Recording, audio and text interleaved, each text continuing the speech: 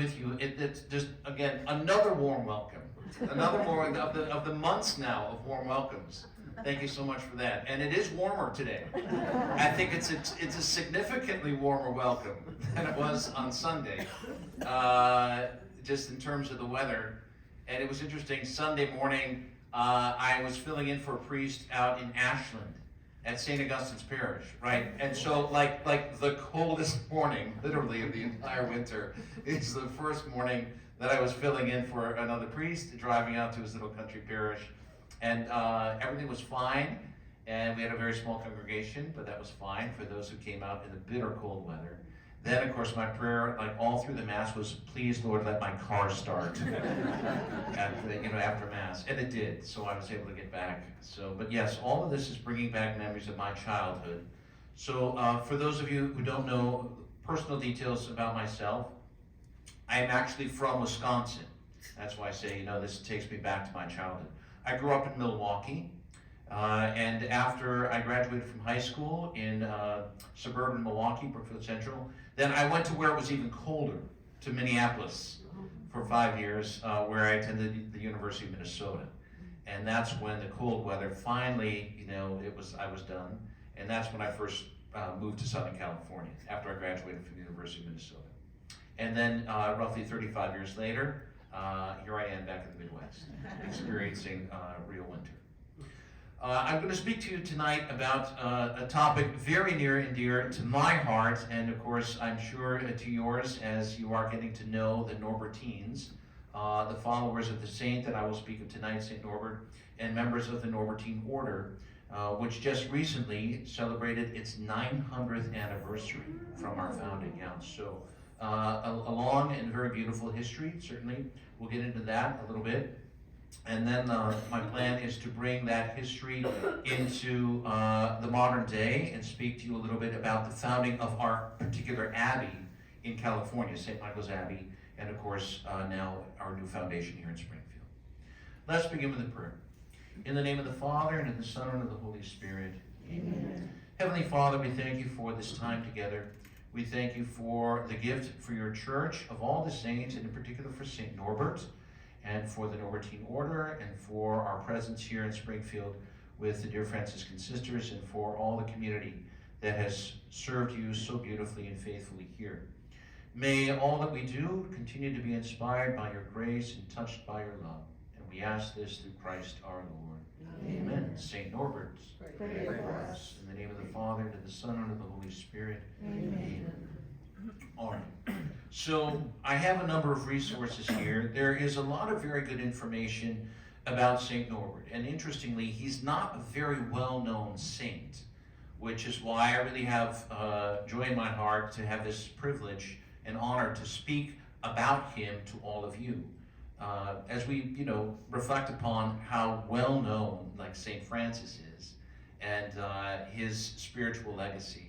In comparison, again, St. Norbert, not that well known, although certainly we know all the saints in their own gift and in their own life provided a particular spiritual gift that we call a charism to the life of the church. And now through religious orders, that particular gift has been passed on from generation to generation. And the work of St. Norbert, St. Francis, all the great founders, all the great religious founders and the saints, they have left us in inspiration. We, their followers, priests, brothers, sisters as well, we are a living legacy to these saints. And it's a beautiful expression of the doctrine, we could say, of the communion of saints. That this man's life, 900 years ago, still provides, instruction, inspiration, and motivation for the followers, again, so far removed from his historical life. Same with St. Francis of Assisi, right? The world has changed so much since they walked the face of this earth, and yet there is still such a living and vibrant connection with these men, and with the women, of course, the saints.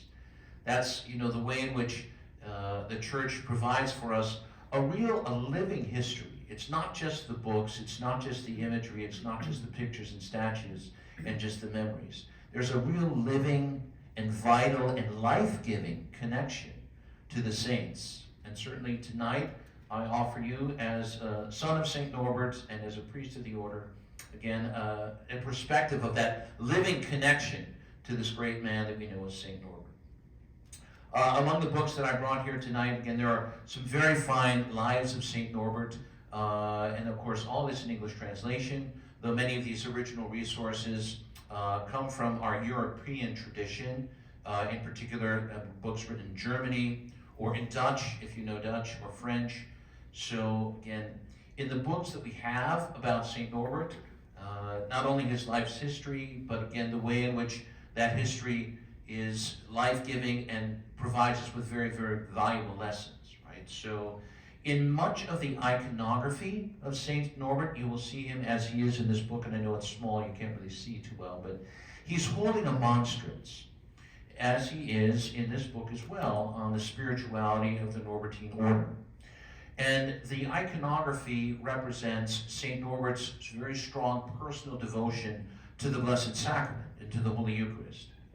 And St. Norbert's life, he was born, now that we get to, sort of like the chronology, he was born in the year 1080, roughly. We're not exactly sure, but we assign 1080 as the year of his birth. And he was German on his father's side, French on his mother's side. Right? So, and he was born, well, there are two traditions in regard to the town of his birth. And not surprisingly, one comes from sort of, the German element and membership of the order, the other comes from the Dutch. Because the borders were a little bit fluid, like, in the late 11th century. And so the German speakers always claim him, St. Norbert, as their own by saying he was born in the village of Xanten. The Dutch, on the other hand, claim that he was born in the village of Gennep. So you'll get there are two traditions, in a certain friendly competition from those language groups, right? So the Dutch and the Belgians say, well, no, he's really from, our part of the world. And the Germans say, well, no, he was from Xanten. Be that as it may, he was born into a noble family. He was very well educated. And in fact, he was sort of destined for a career in the church.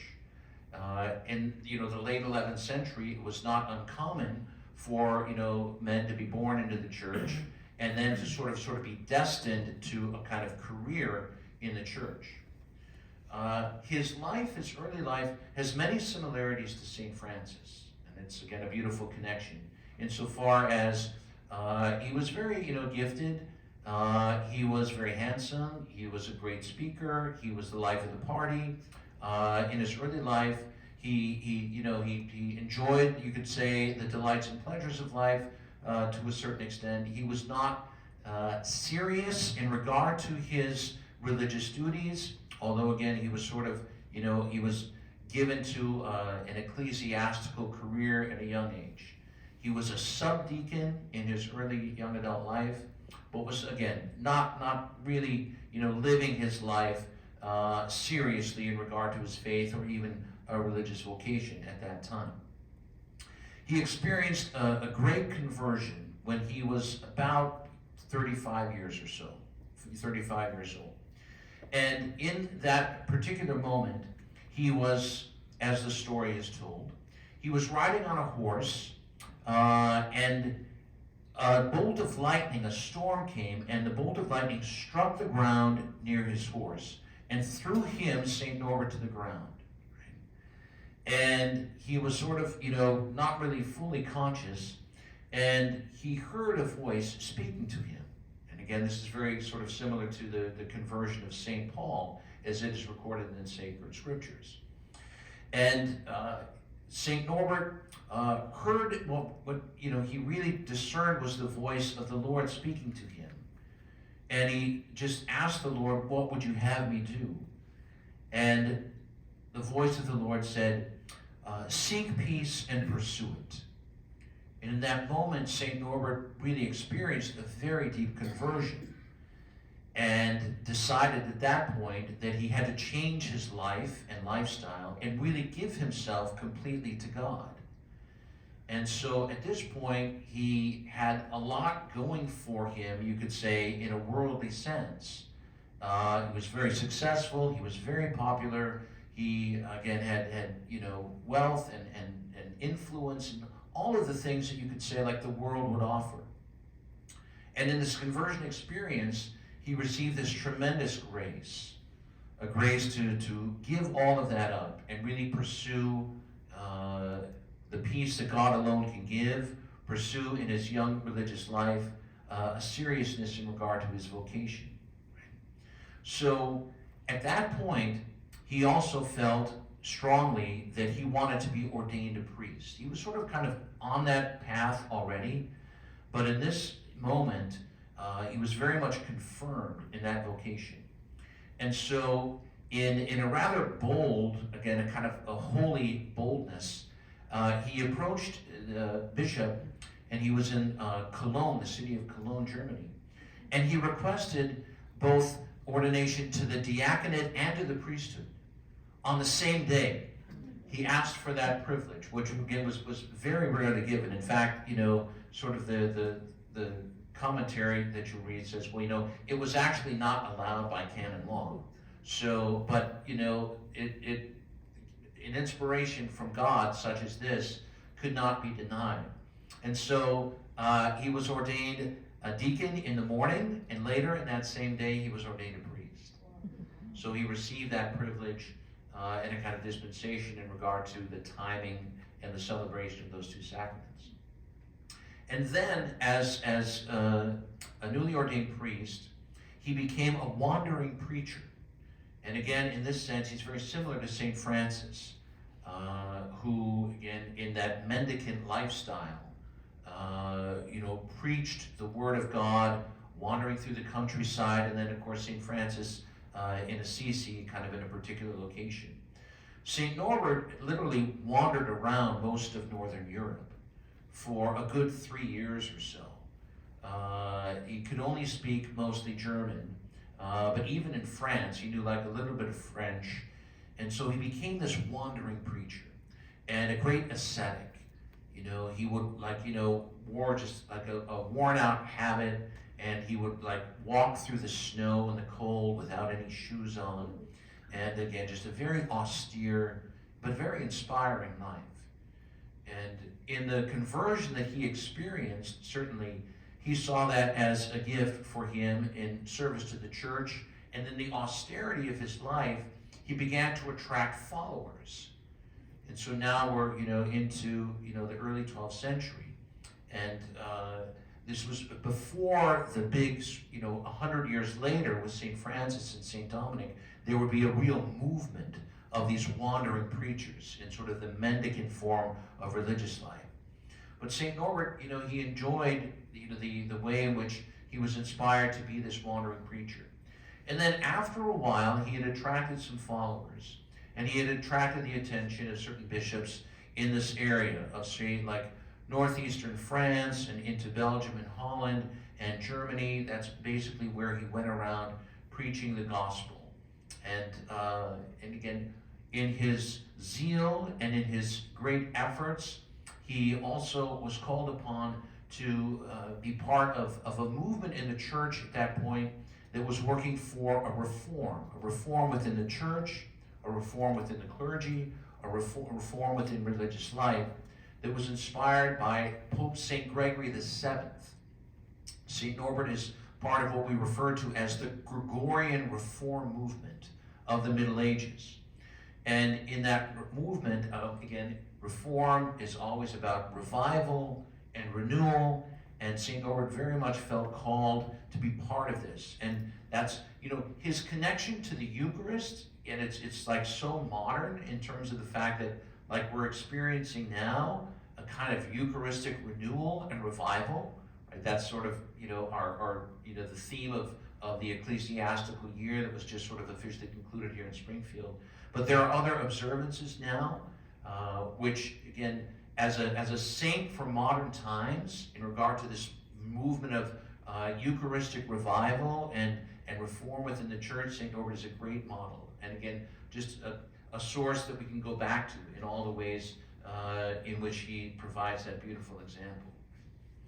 So after he wandering around and preaching, he attracted again these disciples and these companions.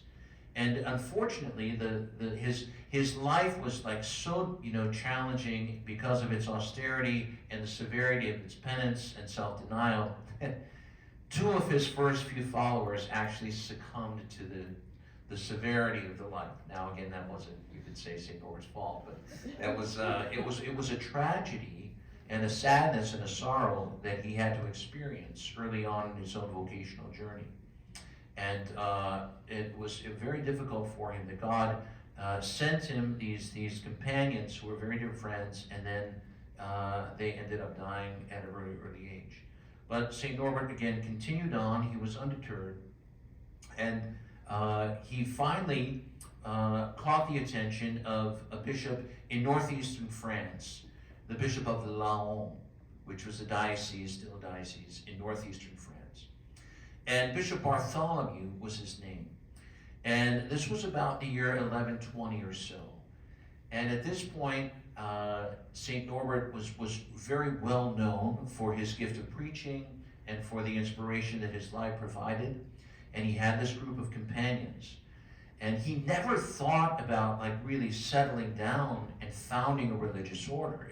In fact, that's a fairly common story among some of the religious founders, especially those from the Middle Ages. They never intended to found a religious order per se, right, when they received that particular inspiration. He just wanted to be a good and holy priest, and he wanted to, preach. So, but in the way that he attracted his followers, the bishop that became his very dear friend recognized in St. Norbert a particular opportunity here and a real gift that could be shared in a much wider sense for the good of the church. So it was Bishop Bartholomew of Laon that had this inspiration and suggested to St. Norbert that he just, he stop his wandering around. It was taking a toll on his fragile body, and that he should just settle down. He had these companions now, and that he should consider sort of establishing a stable form of life, establishing a community. And Bishop Bartholomew said, and if you would do it in my diocese, I'd be very grateful. You could serve us here in Laon, right? And so through the bishop's good and prudent wise counsel, St. Norbert found a sort of an old abandoned chapel dedicated to St. John the Baptist in a little valley called Prémontré in northeastern France. And it was there that he spent the night in prayer, just sort of kind of by himself. His companions were with him, but St. Norbert literally was in the chapel all night long, and he received a vision. Again, this is it's such a beautiful, saint story.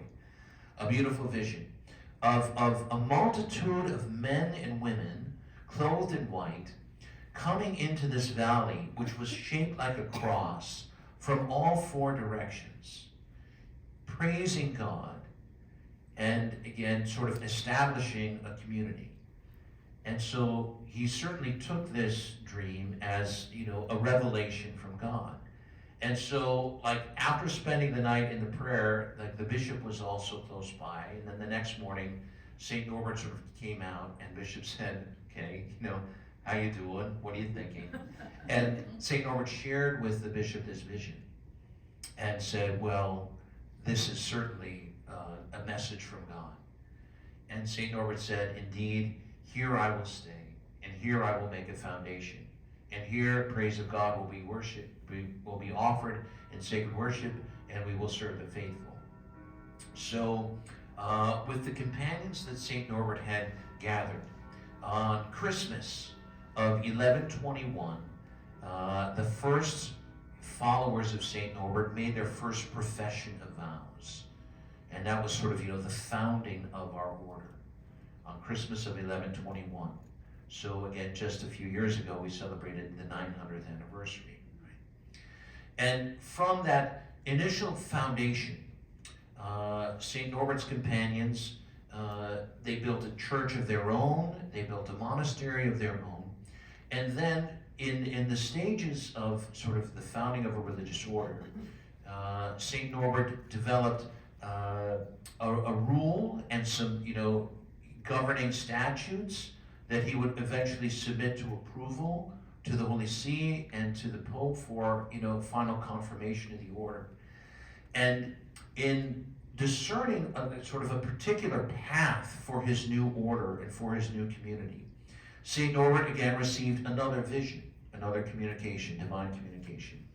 This time from St. Augustine of Hippo, who served as the inspiration for St. Norbert in the founding of this new religious community. And St. Norbert followed the rule of St. Augustine, as we still do. Because of this vision, St. Augustine appeared to him, offering him the rule of life that St. Augustine had written for his priests. His sort of, the priests that served in the Diocese of Hippo, which St. Augustine gathered together and asked them to live sort of a monastic community life, even the secular clergy. And this was the inspiration for the form of religious life which Norbertines officially live. We are referred to as canons regular. That's a category of religious life within the church, right? So as distinct from monks, which is like a technical term, like Benedictines and others associated sort of with the Benedictine rule of life, are considered, strictly speaking, monks. And then you have canons regular, and then you have friars, the Franciscans, of course, and the Dominicans, the mendicants, are referred to as friars, right? So those are like the major categories of religious life. And canons regular all basically find their inspiration from the life of St. Augustine of Hippo.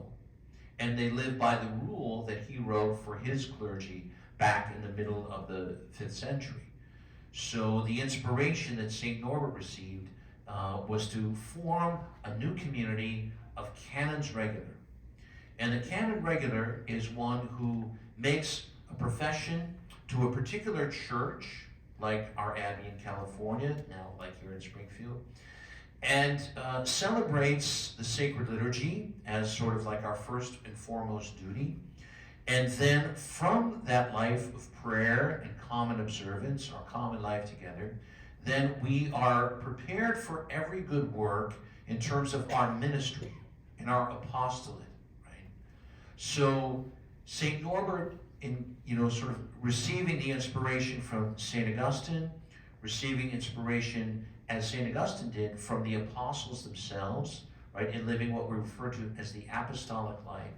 This was the vision and the gift that St. Norbert gave to the church 900 years ago, that he would found a religious order that would have monasteries of men that would live like monks in terms of their common prayer and their life of asceticism and penance and self-denial and a kind of separation from the world. And yet at the same time, they would integrate with that monastic life within the monastery. They would integrate a life of ministry and apostolate outside the monastery, similar to what we refer to as secular clergy, or like diocesan priests. Right? So now, that seems like a very common way for religious priests to live their life. And it is certainly, and most modern congregations kind of combine what we refer to as a mixed life. The contemplative dimension, like within their abbeys and monasteries and friaries, and sort of the active apostolic dimension in regard to the ministry. So, and of course, in most modern congregations, that's just how it always has been. But in the 12th century, in the year 1121, St. Norbert's idea was kind of revolutionary. Because basically you had, monks that almost never left their monasteries, right? The people came to them, right? Like people went to the monasteries in order to share in the monastic life of those communities.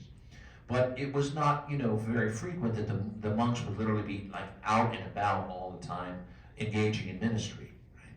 So St. Norbert's vision, again, following on the apostolic life in St. Augustine, was to live this combined life, to live like monks within their monasteries, and to, again, be engaged in whatever good work the local church needed. And that's where St. Norbert came up with the motto of the Norbertine order, which is from Sacred Scripture: prepared for every good work.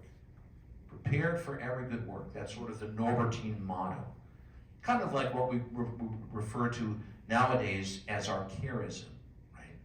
So again, that's sort of who we are in terms of our religious life and how we particularly live that gift. So, St. Norbert founds the first abbey in the valley of Prémontré, which is why we are officially known as the Canons Regular of Prémontré, going back to our mother house. And from that first foundation, like immediately, and again, this is like, you know, when you think of the other great medieval religious orders, there was like an explosion of growth right at the very beginning. Just monastery after monastery after monastery, abbey after abbey. And literally within the first 100 years of the order's founding, there were close to like 700 different houses.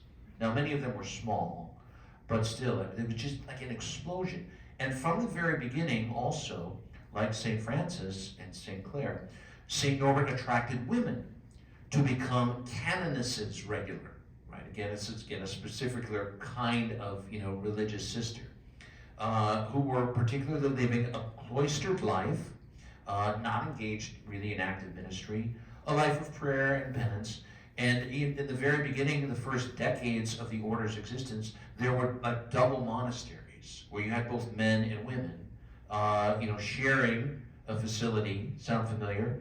Men and women in their life of praise and in their life of common service and worship to a local community. Right? So again, and there are many ways in which, again, ever ancient, ever new in regard to these inspirations. So, 1121, the first foundation is established. Then, it wasn't long after that St. Norbert was called to another particular duty within the church. In 1128, he was named Archbishop of Magdeburg, which was a major metropolitan city in northern Germany. Right? And then for the last years of his life, he had to leave, sort of, you could say, the peace and quiet of his monastery there in northeastern France and the other monasteries that had already been founded even within the first decade of the order's existence. And he accepted this appointment to become the Archbishop of Magdeburg in Germany. So he left his beloved conference there in Prémontré and took up again a very busy, a very active, and very dynamic life as an archbishop there in northern Germany in Magdeburg. And then the last years of his life, in that capacity, he eventually, in fact, was named Chancellor of the realm of the German Empire through his association with the emperor, and he was engaged in all kinds of like high-level ecclesiastical negotiations and controversies and challenges, and he was a contemporary of Saint Bernard of Clairvaux. They became very good friends and even collaborators in especially the issue of resolving a very, very difficult situation where there was a pope and an anti-pope, right? And in fact, historians refer to that particular occasion as one of the most difficult situations in regard to like having two claimants to the pope, to the papacy, that the history of the church has ever known. But St. Norbert was part of, again, sort of the delegation that supported the true pope and eventually achieved peace. And those last years of his life, he traveled a lot, he was very, very busy, and it took a toll on his body. And either, you know, from all the austerities of his life in those early years, he in weakness, he died on June 6th, which is his feast day, celebrated in the calendar now, June 6th of 1134. So about the age of 54 when he died.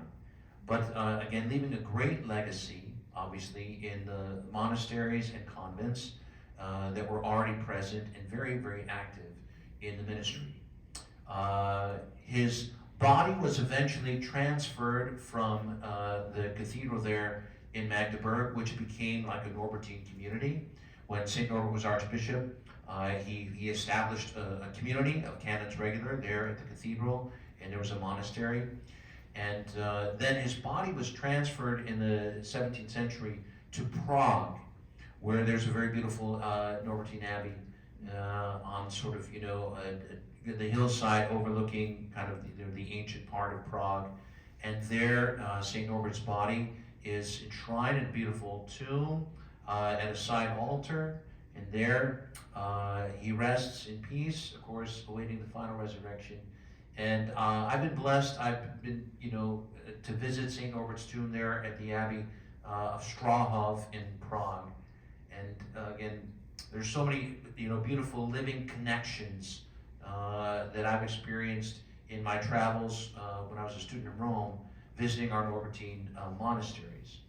So the history of the order obviously could be a talk in and of itself, the ups and downs of 900 years, right?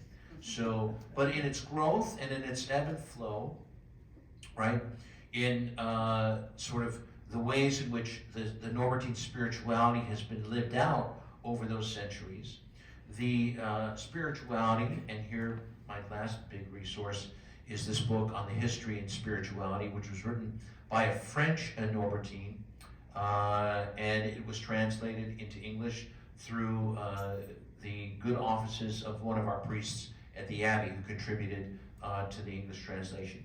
So you can see, obviously, these beautiful big books on the history of these religious orders give us like the complete story. And then also our 900-year tradition and history has produced a number of different saints. I know some of the sisters are familiar with this little booklet, and I gave Sister Maureen another copy for the sisters. So our order, this particular resource is produced and created by the Abbey in California, with lives of 16 saints beatified or canonized in the order. Now that's of course nothing compared to like the Franciscan tradition, but for a smaller order such as ours, we're very, of course, proud of our saints and in our devotion to them. So there's, again, a Norbertine calendar of saints. There are Norbertine feasts and celebrations associated with St. Norbert and St. Augustine in a particular way. But again, all these things are part of that beautiful spirituality and tradition. The spirituality of the order is now characterized by what we refer to as 5 marks, the 5 marks of the order. And I want to just share these with you as kind of a basic summary of like Norbertine spirituality.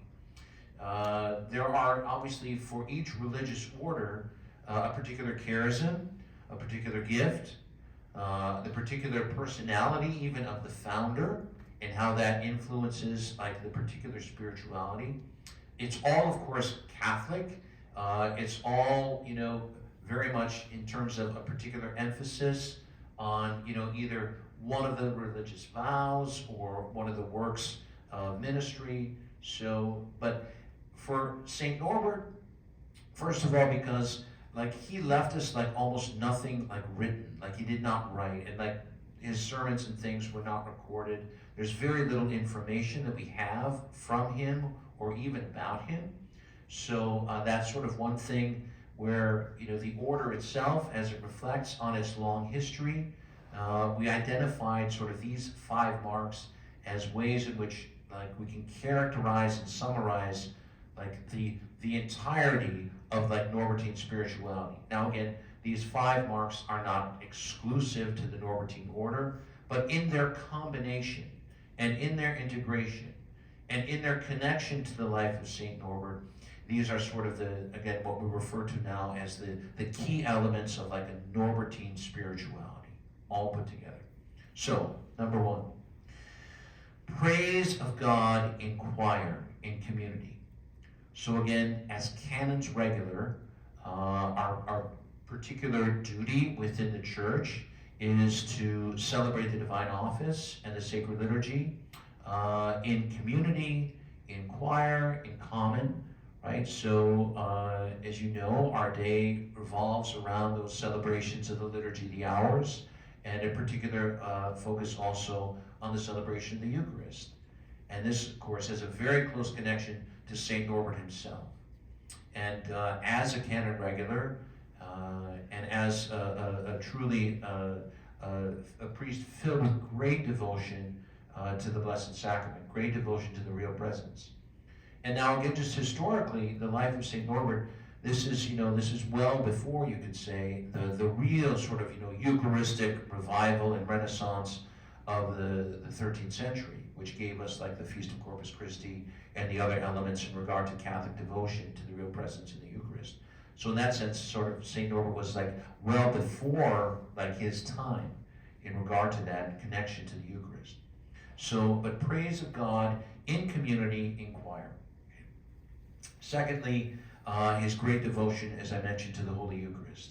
Again, expressed in the iconography, him usually holding a monstrance or a chalice, because historically, again, there were no monstrances at the life of St. Norbert, so that's an historical kind of, just it's got the liberty of placing like, a Baroque monstrance in St. Norbert's hands. But his devotion to the Eucharist is very much at the heart of, again, his spirituality and the order's spirituality as well. Devotion to Our Lady, and again, sort of, some of this foreshadows the way in which modern, like, congregations, and by modern, I mean like, Baroque and beyond, like post-Council of Trent, 1600s and beyond, where there is a lot of devotion to Our Lady, like explicitly, like, again, religious orders and congregations devoted to Our Lady, named after Our Lady, under Our Lady's patronage, all of this. But in the life and the writings of St. Norbert and the early Norbertine tradition, there is also, again, liturgically, a special significance in some of the feasts that were already celebrated by the Norbertine order in regard to feasts of Our Lady, and again, a real particular strong devotion to her, and in particular in regard to some of our, medieval saints, our 13th century saints. St. Herman Joseph, in a particular way, is, one of the first to have a really, really strong devotion to Our Lady in ways that we can sort of understand in modern, spirituality. And then the next is a life and a spirit of penance, in, again, following St. Norbert's example of an austerity of life, a simplicity of life, obviously sort of, resonating with the Franciscan devotion to Our Lady Poverty, and that great simplicity of life and the austerity of life. Obviously St. Francis in a particular way, very much a kindred spirit with St. Norbert, and again, sort of that a radical, renunciation of the world, radical separation from wealth and riches and the other things that the world offers. Right? And so that spirit of penance and asceticism expressed in various ways as a mark of our order's spirituality. And then finally, in regard to the apostolic work of the communities, a zeal for souls. A zeal for souls, which again inspires our ministry, sharing the gifts of our life through the ministry that we do. Right? So again, those 5 marks: praise of God in common and choir, devotion to the Holy Eucharist, devotion to Our Lady, spirit of penance, and zeal for souls. All taken together, that's kind of like a summary of like the life and legacy of St. Norbert and Norbertine spirituality, again, like lived throughout the centuries.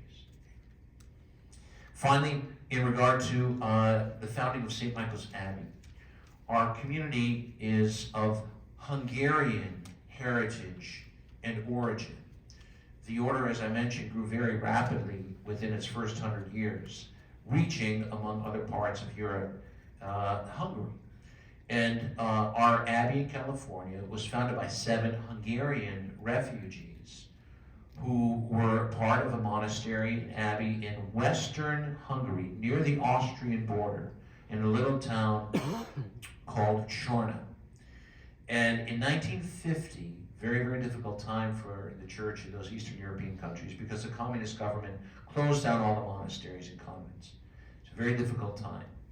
And this group of young priests had an inspiration that they would literally like escape the country and into like free Europe and try to reestablish some kind of community life, and maybe wait out the situation in Hungary, and if the communists could be overthrown or ousted, whatever, in due time, then that group would return to their monastery. So they did make their daring escape. literally like going through like minefields and like cutting through barbed wire fences and like hiding in the backs of trucks when they crossed over the border into Vienna. And then they made their way to the United States, and realizing that the situation in Hungary was not a quick fix, that they were not going to be able to go back anytime soon. Then in 1957, they had been welcomed to Green Bay, Wisconsin, to the Norbertine Abbey there, St. Norbert Abbey.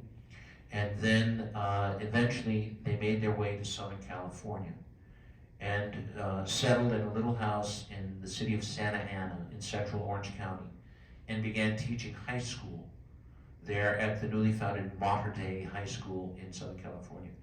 And they brought with them from Hungary that particular apostolate, that ministry of high school teaching. They were high school teachers back in Hungary. And then the Abbey in California was sort of officially started in 1961. Those 7 Hungarian priests persevered, and in 1975, the community had grown such that it became a priory, officially established as a house of the order with, again, prospects and seminarians at that point, and obviously the prospect for future growth, which indeed they were blessed with in the early 1980s. In 1984, that was the big moment when the community was elevated to the status of an abbey, and it became St. Michael's Abbey in 1984. And one of those 7 Hungarian founding fathers, Father Abbot Ladislaus Parker, was blessed as the first abbot of St. Michael's. And the founding fathers have all now gone to their eternal reward. May they rest in peace. And from that initial 7, the community now numbers over 100 in total, priests and seminarians. So again, we've been blessed with that real growth. And of course, now here in Springfield, we are happily settled in and getting busy.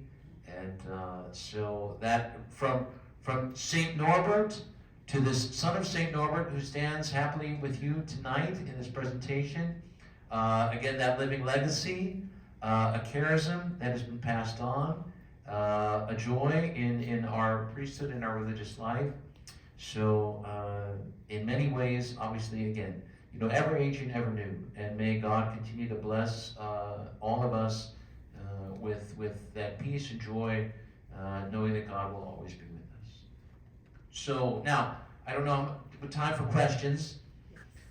Thank you for your patience and for your perseverance. And yes, we can ask some questions. Please, Sister. What's the difference between an abbey and a monastery and a priory and... Good, yeah.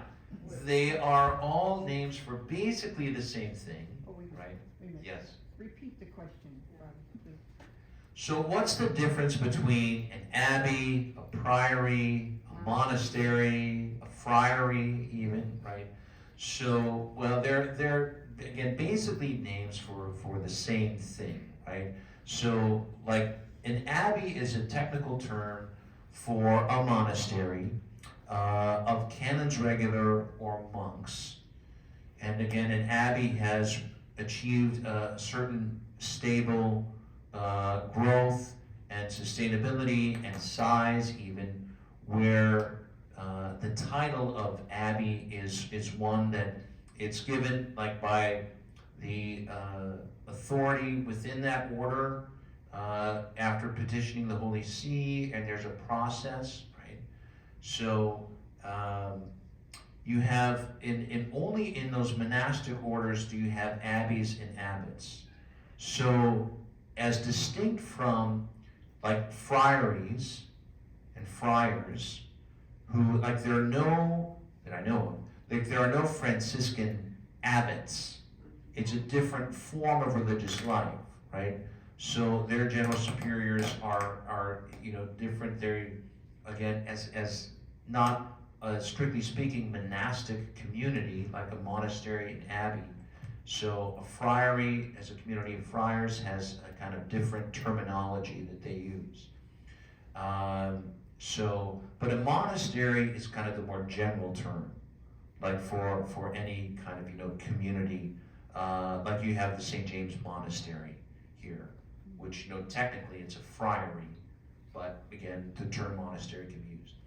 A priory is basically, well, we're a priory here now, which is like a smaller community attached to an abbey, or being born from an abbey community, or just a smaller community, independent in itself, but it's not as big, and you could say that it doesn't have the size or the stability that an abbey would.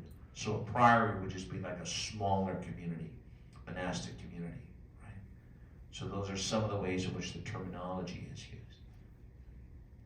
Good question. Yes, Mr. Joseph. What is the connection between Saint Norbert and Saint Evermode? Yes, so Saint Evermode, very good. He's one of the Norbertine saints. And Saint Evermode was really Saint Norbert's closest and best friend. Not only just a confrere, but he was a very close friend. And Saint Evermode was among those initial sort of companions that survived, and were very close with Saint Norbert throughout his life. Even after he had to leave the abbey, the monastery in Prémontré, and take up his duties in Germany as archbishop, there were certain confreres that he always wanted close by with him. His best friends, his closest collaborators, kind of his inner circle. And Saint Evermode was among that inner circle of St. Norbert's closest companions and friends. And he was at St. Norbert's bedside also when St. Norbert passed.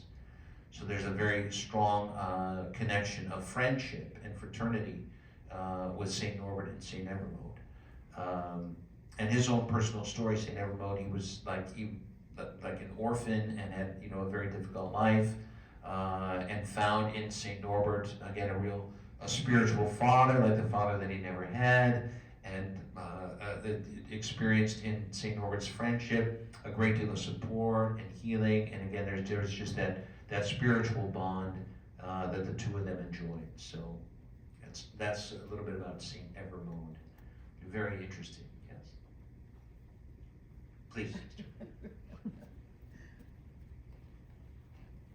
I'm full of questions. Yes. Well, first of all, just a comment, looking at the numbers, Norbertine wasn't very old when he died, like in his 50s. No, I know, 54. Uh-huh. Yeah, I know. That seemed real strange. It is. Well, I mean, back then, when you're walking barefoot through the snow for 3 years without hardly eating anything, it takes a toll, right? Yeah. My other Yeah. question is, we have Norbertines now in California, Wisconsin, and now in Springfield, but where are they generally throughout the world, and Very how good. and how many? Very good. So the order was certainly Eurocentric. That is, very much centered in Europe for much of its history, and really did not expand beyond Europe until the 19th century. So, and again, being a monastic order where we don't literally take a vow of stability as is understood like in the Benedictine tradition, but it's kind of implied in our life as canons regular. And I mentioned that like we make our vows to a particular church and community. So there is implied in that a stability of location, which again is distinct from the wandering mendicants. And in the history of religious life, again, you have basically just a gradual development from like a purely monastic life, or like even like the Desert Fathers, like they, and then the form of community life, which was like purely monastic. And then like for the next, 1,500 years or so, the development is just a little less monastic, a little more active, a little more active, a little more active, right? So, and the 100 years between St. Norbert and St. Francis brought about out of, again, and always out of necessity regarding the circumstances of the church, right? It brought about the rise of the wandering preacher as an official form of religious life, organized by geographic provinces rather than monasteries and abbeys, right? So, and then, 300 years later, after that, roughly speaking, you have, after the discovery of the New World, you have the missionary movement beginning, like basically with the Jesuits, right? Who are not anything close to being monastic or monkish or even friarish. Their way of religious life, I mean, they hardly live any community life in many ways, and that's again going back to their inspiration. You think like St. Francis Xavier. For them, it was like, here's your breviary, here's your mass kit, you're going to Japan. The ship leaves tomorrow morning. So, and then like even most modern congregations, right? They're again certainly more in regard to the expression of the active dimension of religious life, right? So, and then again, there's corresponding terminology to these stages of development and different kinds of religious life. That's really the beauty, obviously, the beauty of the different charisms and the different founders and the different forms of religious life. I mean, it really is a part of the beauty of the diversity within the church and the needs of God's people as they have been met by the church and by religious throughout the centuries in various ways. Number. Yes. Number. Oh, the number. So currently, right now, about 1,700 worldwide. Okay, so yeah, so I mentioned Eurocentric until our order's participation in the missionary expansion of the church didn't come until the 19th century. When we did respond to sort of, there was like sort of that new missionary spirit. And then you had even like ancient, medieval monastic congregations founding monasteries in Africa and India and South America and all over the world, right? So, and the Norbertines spread to all the different continents at that time. And of course, in many ways, those are the monasteries now which have really provided new life. They're getting vocations, and it's obviously like very exciting. The community, even here in Wisconsin, the first foundation in North America, was basically a missionary congregation, insofar as the Bishop of Green Bay had all these Dutch and Flemish, immigrants who couldn't speak a word of English, and like they wouldn't come to mass, and they were not like availing themselves of the sacraments, and like the bishop was like, I need priests that can speak their language, and so like he contacted like the Norbertines, because that's our tradition is very strong in Belgium and in Holland, and it was those communities, in particular the Abbey of Bern in Holland, which sent those first missionaries here to speak the language of the immigrants, right? So, yeah, but the order, it's always, but I mentioned the explosion in the first 100 years, which is pretty amazing. But still, from that point on, once things kind of leveled off and stabilized, we've never really been a really big religious order in terms of numbers. I mean, you think of the Salesians and the Jesuits, and my goodness, Franciscans. So, which is again, why. We always say, well, Saint Norbert needs to be known and better. We need, so we're doing our best, right, to kind of get the word out there, right? But even I didn't really know much about Saint Norbert when I received my own call and inspiration. So that's just, he keeps a low profile in the church, right? So. But once you get to know him, he really becomes a very dear friend and a very powerful friend and intercessor, for sure. Right? And again, he's one of those, medieval saints that you look at his life, and there's there's so much that's contemporary. There's so much that speaks to just the modern situation, the modern mind, right? Modern spirituality, right? So, yes. Father, did St. Norbert himself found the sisters, or was there another woman involved? Very good. So no, we don't attribute the founding of the women's branch to any one particular woman. There were the first, and those are among the saints of the order who were among those those first, but that's a little bit different than like you have St. Clair, right? So St. Norbert didn't have like a St. Clair like you have, but he did so. But in the women's branch of the order, so officially the canonesses regular, the second order, are technically all contemplative. There's only a cloistered, branch in terms of the statutes. However, in like the 19th century, there were a number of congregations of active Norbertine women that were founded and have been incorporated into the order in various ways.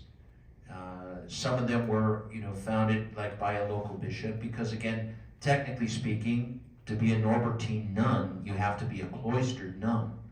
But these were women that were like, well, but they were active in hospitals, they were active in schools, they were active in parish ministry, and so in local areas, modern congregations of Norbertine active women have started, and in fact, we helped start a convent in California of active Norbertine sisters. Their original foundation is in Slovakia. So I mean, it's really amazing. Like in Southern California, you've got the Hungarian priests and you've got the Slovakian sisters living literally 20 minutes from Disneyland and the beach. Now, living Norbertine life. So, I mean, it's amazing how God works, right? So do the sisters, like in California, for instance, do they live this sort of mixed life like you priests do as well? So the active sisters do, and now the original foundation, the members that came from Slovakia, they've been growing. They have some young sisters from Southern California and other areas of the United States, and their convents. There are 2 convents now, and they are both at the Norbertine parishes where we serve. And also those parishes have a large elementary school, so they're engaged in a lot of the schoolwork as well. Then separate from those communities of active Norbertine sisters, there is a cloistered community also in Southern California. That's about 2.5 hours from the Abbey. It's way out in a little town called Tehachapi, out in the mountains near Bakersfield. And that's a completely cloistered community. That's like an official canonesses regular second order community of cloistered nuns. So, yeah, and both, yes. Father, do all the Norbertine fathers, canons, dress alike in uniform, your habit? Are the sisters similar to that? Sisters are similar, yeah. It's white with a black veil for those who have professed vows, a white veil for the novices, for the sisters. The men's habit is pretty standard throughout the world even.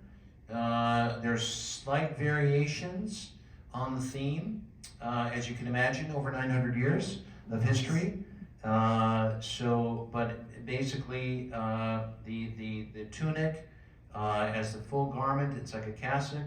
This long scapular, which is a big long piece of cloth that just drapes over my shoulders, hanging down front and back. Big old scapular. The belt here around my waist, which is the sign of the religious profession. This sort of, it's simple, but it's kind of a more fancy belt. The novices wear a simple belt without the sort of, the hanging down element here, simple belt. And then the cape on our shoulders. This is the element that kind of has different variations. In several communities in Europe, they've maintained the more monastic-looking cape, which is closed in the middle and has a big hood, a full hood that you can actually use and cover your head with, as opposed to this little vestigial funny looking thing back here, which serves no purpose other than to start a conversation. Father, what's that? Is that a hood on the back of your cape? Yes, it is, yeah. But it doesn't look like it could fit over your head. Yes, totally useless. Just an ornament. Just a little reminder of our full monastic tradition. Thank you, Father. Mm-hmm. Yes. Very good. Yes, When please. you say full, is that how you would say mass? Well, no. Well, we would put on our mass vestments over the habit, right? So the priest for mass would wear an alb, and then the vestments over. So, but you know, I mean, we wear our habit still as our basic, you know, regular clothing. But you know, like when I'm visiting like schools and young people, you know, when we do the question and answer, we'll frequently get the question, you know, do you wear that all the time? And I'm like, well, mostly, but like, they're like, well, what about like when you play basketball? I'm like, when I play basketball, I can change. You know, when I'm out, you know, gardening or doing some manual labor, yes, we can change to regular clothes, right?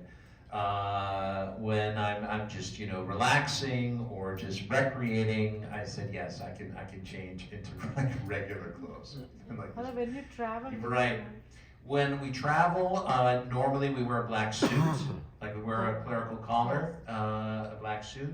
So yeah, that's another occasion when we would not wear our habit, right? So yeah, and then you know, again for mass and for other occasions, you can take off your habit and then put, you know, on your vestments over your clothing. That's fine too. So yeah.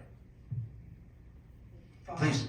Do the majority of your brother priests serve in parishes or in schools? Good question, right? So going back to our motto, prepared for every good work.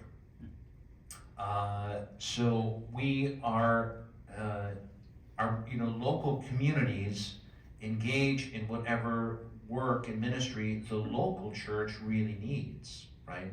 So, and in this sense, the needs of the local church determine what particular apostolates and ministries the local community would be engaged in. We're not actually engaged in every good work. That's not the motto. The motto is prepared for every good work, but we're not actually engaged in every good work. So we go through that process of discernment with the needs of the local community, and of course the bishop and others involved in that discernment, right? So, and being, you know, an ancient, you know, medieval religious order, mostly monastic in its inspiration, this is another distinction from many and most modern congregations. We weren't founded for a particular ministry. Like, we're not a teaching order, but we teach. We're not, you know, a healthcare order, but we would certainly do healthcare. Wink, wink. There's a big wink there. Did you get that? We would certainly get you healthcare. So other particular ministries are things that we would all be open to. So I mentioned that the Hungarian fathers were very heavily involved in education, and at not at the elementary level, but at high school and collegiate level. As it's sort of referred to in Hungary, they ran a gymnasium, which was like, that's the Hungarian word for high school.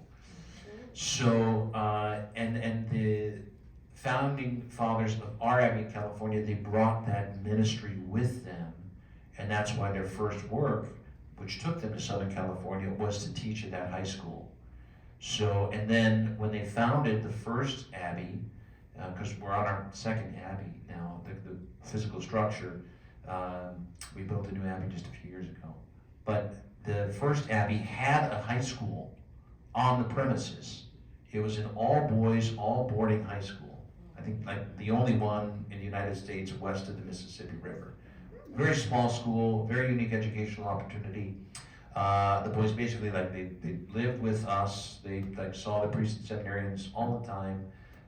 It was a really very unique ministry, right? So, and then, but we've also been engaged in a lot of parish work. Most of the priests in the abbey have a Sunday parish assignment where we assist at on a regular and stable basis. We do have 2 parishes close to the abbey where we have full-time care of that parish, and both of them have an elementary school. I was at one of those 2 parishes for 13 years before coming here back to the Midwest. Pastor of that parish for 11 years. My previous assignment before coming here. So yes, we're engaged in those different ministries. So education and parish work definitely for us are the 2 main works that we're engaged in. Right?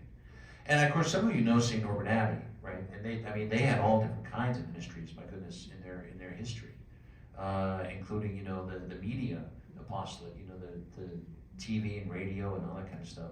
That would be fun to get back into. So I did have a little podcast, a little radio show out in California before I left. And some of the listeners who basically are just parishioners in my family, they're like, so now they're like, well, now that you're settled, are you gonna start your radio show again? And I'm like, well, I don't know. We'll see. Maybe. I'll have to think about that, discern about that. We'll see.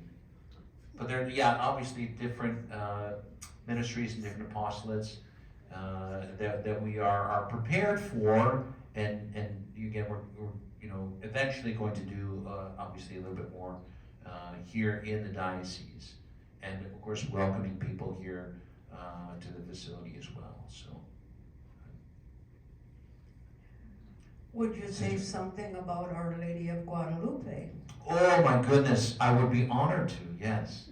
Because, she's very near and dear to the hearts, especially of all those in Southern California.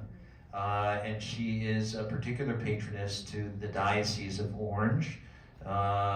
Bishop Van has brought with him, through his time in Texas, cowboy boots that bear her image. That's like his big thing. He's got the Our Lady Guadalupe cowboy boots and other things. So Our Lady Guadalupe, it's an amazing story and a miraculous image, which if you don't know the details, I mean, it's really one of the most remarkable stories, I think. The image itself, which was impressed upon just like an overcloak that St. Juan Diego wore when he held the roses in that cloak, literally like this, like he just had them in his cloak. After gathering them on the top of Tepeyac Hill in the middle of winter, like December 12th, in the freezing cold, when these sorts of roses should never have even been blooming. And he picked them and he brought them to the bishop, right? And this was the sign that was going to indicate that this was definitely Our Lady, and this was a heavenly message, and that we were going to build a chapel there. We were going to build a church there and honor Our Lady in that land, And so St. Juan Diego came in and addressed the bishop, and he let down his tilma, and the roses fell at his feet, and this miraculous image just appeared on his garment. Total miracle. No explanation. Okay. All right, now, that actual fabric, that actual tilma, is what's in the frame in the basilica in Mexico City. It has not deteriorated, it has not diminished, it still has its color. They have examined, it's like the Shroud of Turin. They've examined it and examined it and examined it and re-examined it and x-rayed it and upside down, backwards, inside out, put it in all kinds of solutions, etc. There is literally no explanation of how the image is present. It's not even in the fibers. It's hovering above the fibers. And the fabric has survived not only just the initial years of its exposure to the air and elements before it was put into a glass frame. And the estimates are that after a few months it should have just completely disintegrated. A few months, and this is now, it's going to be 500 years in the year 2031. It'll be 500 years since the apparition. So, and the image is Our Lady appearing as an Aztec as a local woman. And she's, you know, clothed with the sun around her and a crown of 12 stars, and she's, you know, stepping on the serpent, and she's expecting a baby, she's pregnant, and just, it's a very, very beautiful image, a beautiful, serene and lovely and kind and gentle face. And that image has, after the initial, you know, image, and then they built the first basilica, the first church there. Like literally, there were millions of conversions, like in the next, you know, 10 years or so. Literally, like millions of conversions from a land that was just deeply pagan and anti, you know, really anti-Christian in some ways. So, but the image itself and its miraculous preservation has been a source of great devotion, obviously locally for Mexico, and worldwide. It's the most visited shrine in the world. And I've been blessed to be there twice. And one of those visits was actually on December 12th. It was on the feast day. And that was 2 years ago. I was there on pilgrimage with a group. And it's just amazing. To feel, again, Our Lady's like special presence, just to behold the image, to pray there. It's a beautiful, beautiful story. And the details of the image, how like in the eye, Our Lady's eye, like it's been magnified, and like in her eye, like you see a reflection of what she saw, and it's like Juan Diego, they're like kneeling down in front of her, like looking at her, and just these amazing details. And the stars on her garment are aligned exactly as they were in the night sky on the night of the apparition. Like, you know, astronomers, they can look that up. Like, it's amazing. Like, what you can do with computers, you can like create the night sky from like the 16th century. And those are just like some of the elements, but it's a really beautiful story. And the devotion among the Mexican people, especially, involves not only the sacred celebrations, but boy, do they party. There's great food, and if you like mariachi music, and if you like to dance, and just, you know, they really go out and you know, have a piñata, and wear a sombrero, and wear a poncho. These are all elements that I actually have. I was going to wear them as a so let's see if I'll save that for next year. When we have the mariachi band, and we have the tacos, and the Mexican food. So a lot of elements in regard to that devotion and the celebration of Our Lady Guadalupe. So, yeah. Mm-hmm. Any other questions? Well, Father, thank you. Well, thank you. Thank you. Now we know a little bit more about St. Norbert and the Norbertine Order. So yes, thank you so much. Well, again, in the similarities, the few that I was able to mention in regard to his life in St. Francis, again, it's just really, really beautiful and a remarkable kinship that their lives certainly exhibit, and for obviously all for the glory of God and for the good of the church. So, but thank you very much for the invitation. Great to be here with you. All right, so we're good. Yes. Thank you. All right. God bless you. Have a good night.